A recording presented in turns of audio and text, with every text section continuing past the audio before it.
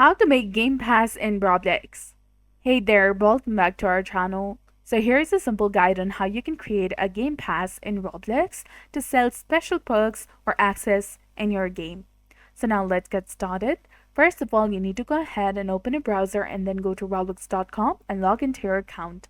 After that, tap on the Create in the top menu.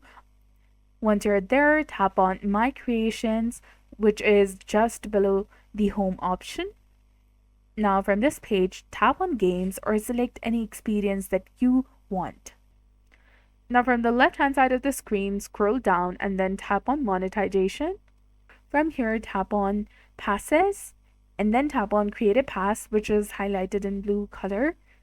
You can change or upload an image according to your choice. Then give it a name, write a description, and then tap on Create Pass. Now tap on three dots next to it. Tap on Open a new tab, toggle the switch to set it for a sale, set a default price, and then select Enable Regional Pricing. You can also select the countries or region that you want, and then tap on Save Changes, which is highlighted in blue color. Tap on Proceed, which is also highlighted in blue color, and you'll be done. So that's all there is to it.